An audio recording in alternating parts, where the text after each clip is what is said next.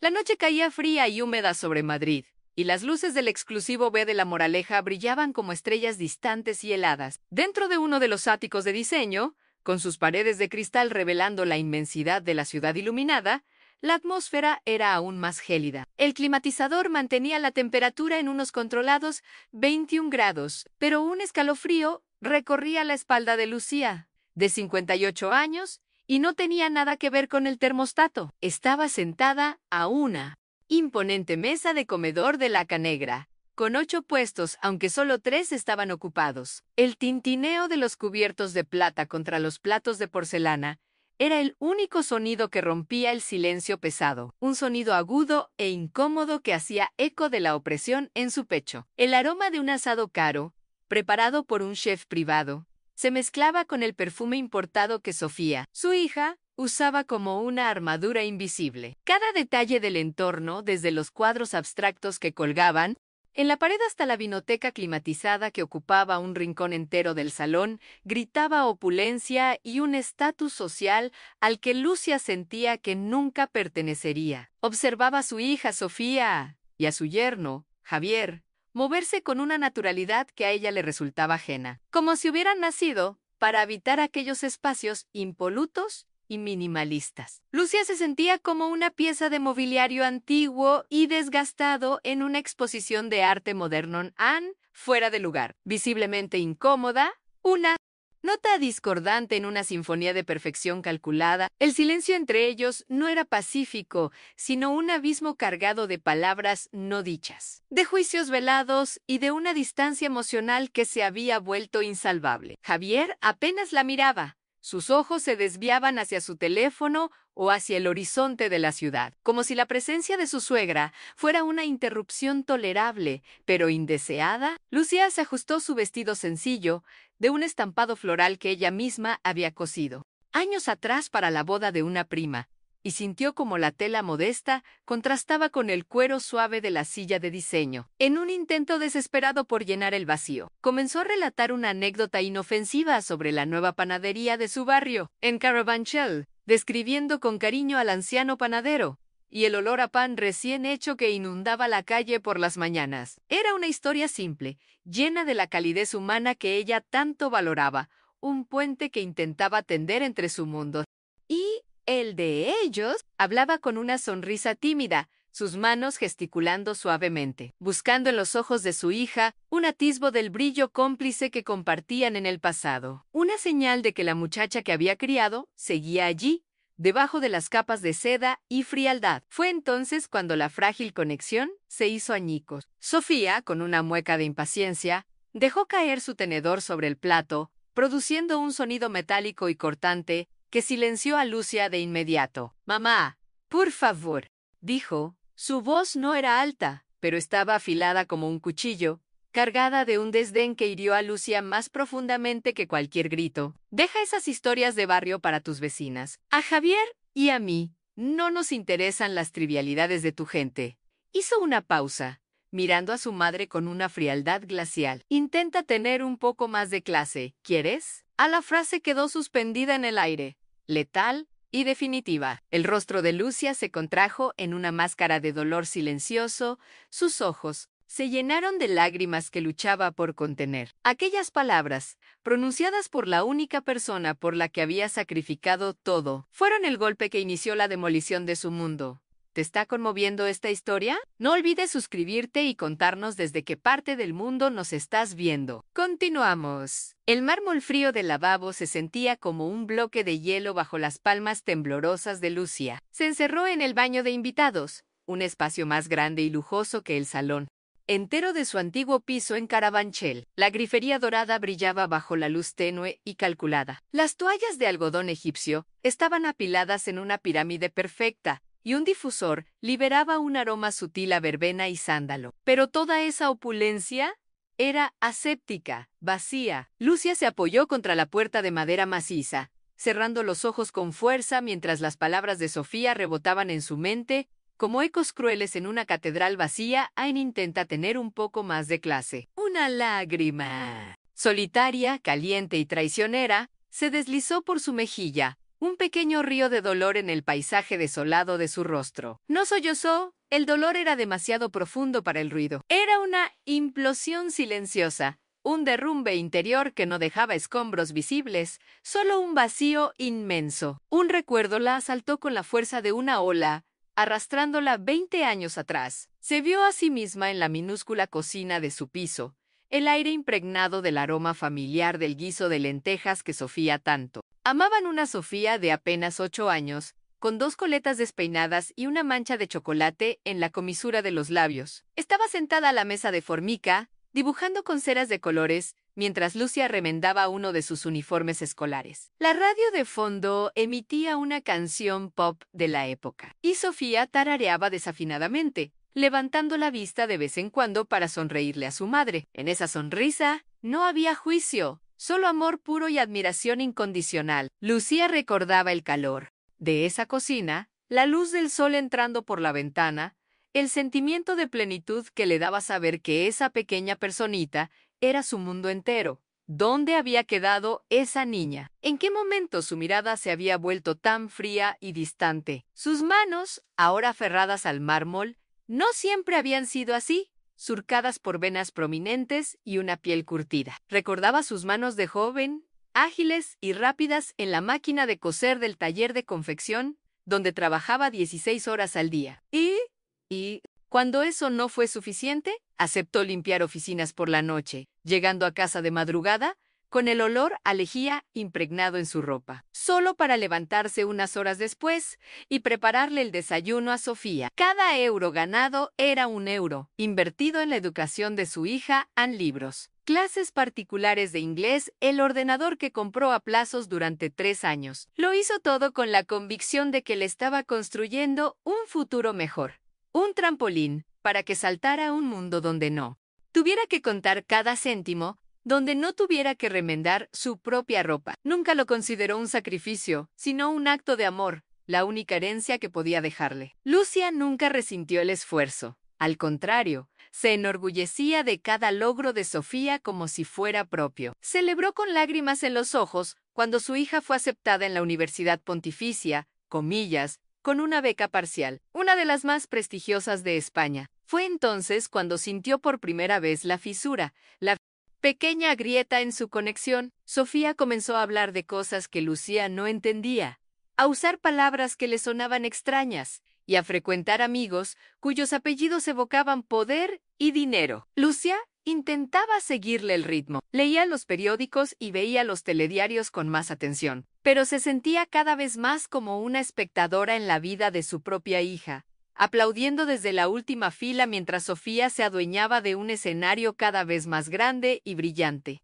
Y entonces llegó Javier. Lo conoció en una cena de antiguos alumnos de la universidad. Era atractivo, seguro de sí mismo y heredero de una cadena de hoteles de lujo. La primera vez que Sofía lo llevó a su piso de Carabanchel, Lucia lo notó, la forma en que sus ojos recorrieron el modesto salón, deteniéndose un instante de más en el sofá con la funda gastada y en los muebles de pino que ella misma había barnizado. No dijo nada ofensivo, pero su cortesía era condescendiente. Su sonrisa era una máscara que apenas ocultaba su juicio. Lucía preparó su mejor plato, una paella de marisco que le costó una semana de su presupuesto, y él comentó con una ligereza estudiada: Ann está buena. Muy casera, Ann. En esa palabra, casera, Lucia escuchó todo lo que él pensaba de ella en simple, sin refinar, de otro mundo. La influencia de Javier fue sutil pero implacable.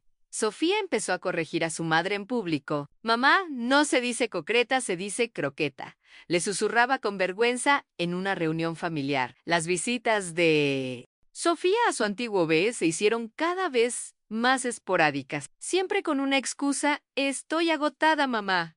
La semana en el bufete ha sido brutal. Lucía sentía como su hija se avergonzaba de ella, de sus orígenes, de la vida que le había dado. El apartamento que antes era un refugio se había convertido en una prueba incómoda de un pasado que Sofía quería borrar. Javier, mientras tanto, consolidaba su control, regalándole a Sofía un coche nuevo, viajes exóticos y un anillo de diamantes de 5 quilates que selló su entrada definitiva a su mundo de élite. Atrapada en el lujoso baño, Lucía se enfrentó a su conflicto más doloroso. Una parte de ella sentía una rabia sorda hacia Sofía y, sobre todo, hacia Javier. Pero otra parte, una voz insidiosa y cruel, le susurraba que quizás ellos tenían razón, quizás ella era una vergüenza. Quizás su sencillez y su falta de educación formal eran un lastre para la nueva vida de su hija. Se preguntó si todo su amor y sacrificio habían sido, en última instancia, un error.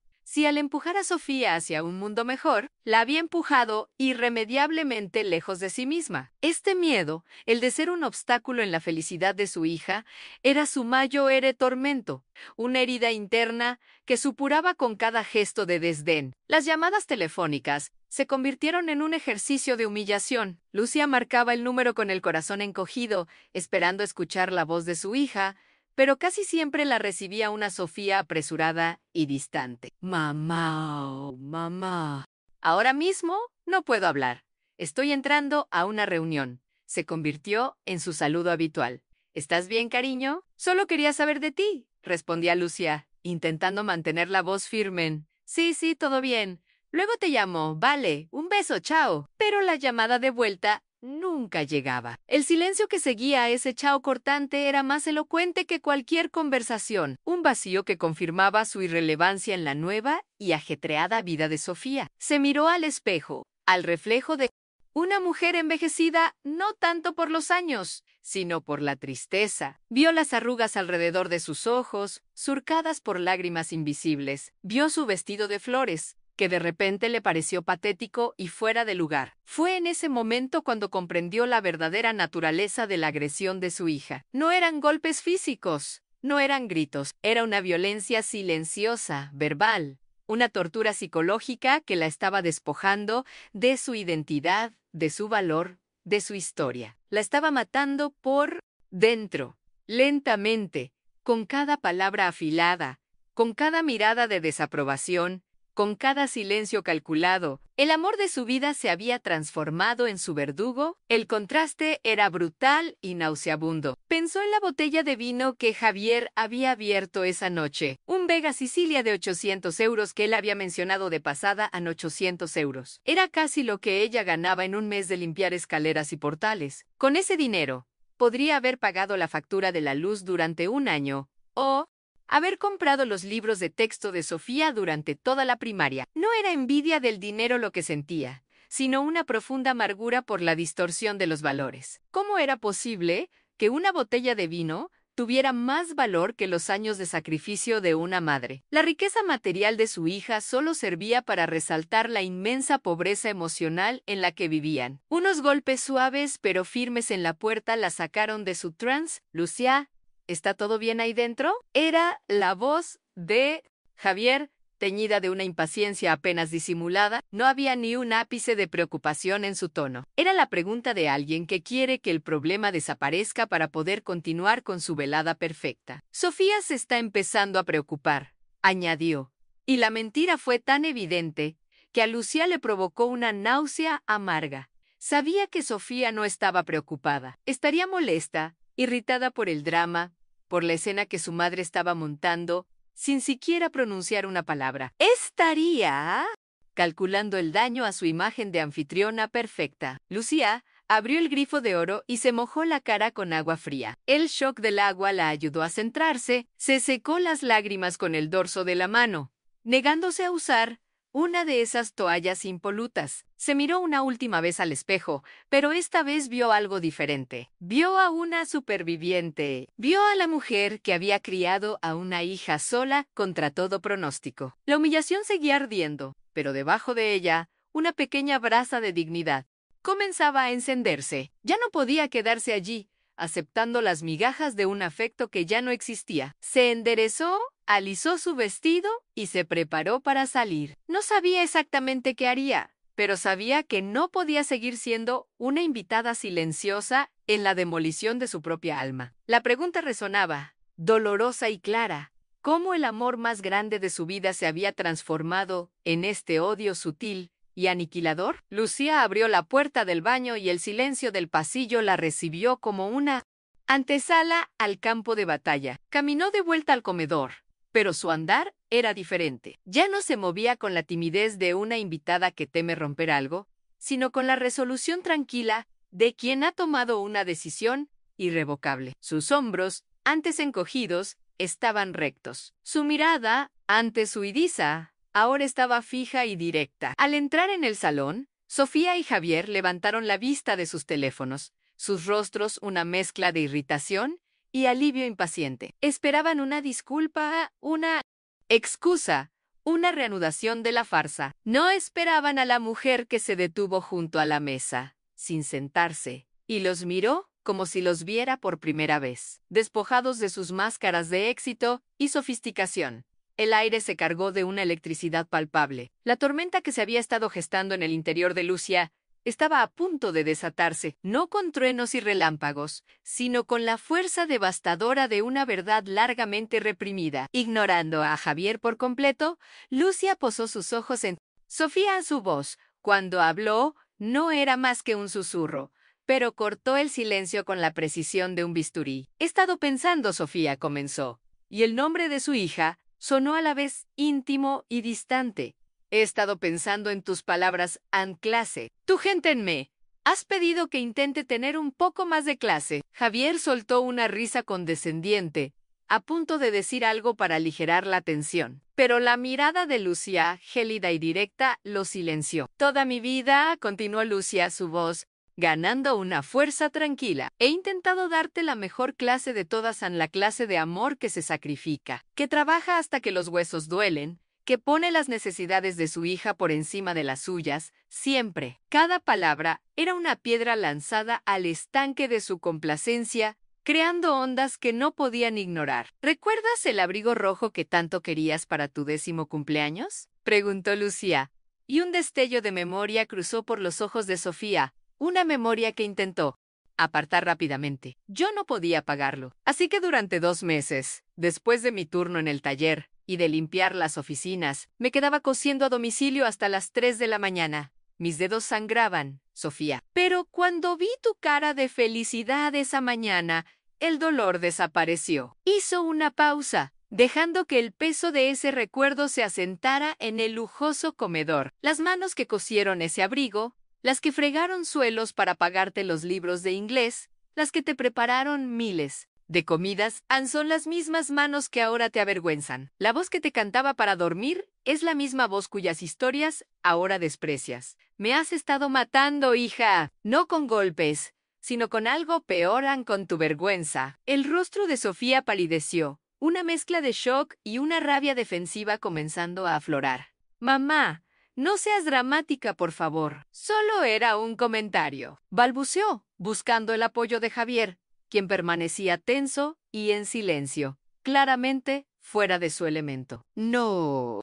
Es un comentario, la interrumpió Lucia, su voz firme, inquebrantable. Es el final. Te quiero más que a mi vida, Sofía, eso nunca cambiará. Pero no puedo seguir permitiendo que me trates como un error de tu pasado que tienes la obligación de tolerar. No me sentaré más en tu mesa sintiéndome como una mendiga pidiendo migajas de tu respeto. La transformación era completa. La madre sumisa y herida había dado paso a una mujer que, a pesar de su inmenso dolor, reclamaba su dignidad con una claridad absoluta, sin una lágrima. Con la serenidad de quien ha aceptado una verdad dolorosa, Lucia cogió su modesto bolso del respaldo de la silla. Mi piso en Caravantel puede que no tenga vistas a toda la ciudad, y mis muebles no serán de diseño italiano, dijo, su mirada abarcando el opulento espacio por última vez. Pero entre esas 4 paredes, nadie me ha hecho sentir pequeña. Nadie me ha humillado. Allí, mi amor nunca ha sido una fuente de vergüenza. Se dirigió hacia la puerta sin esperar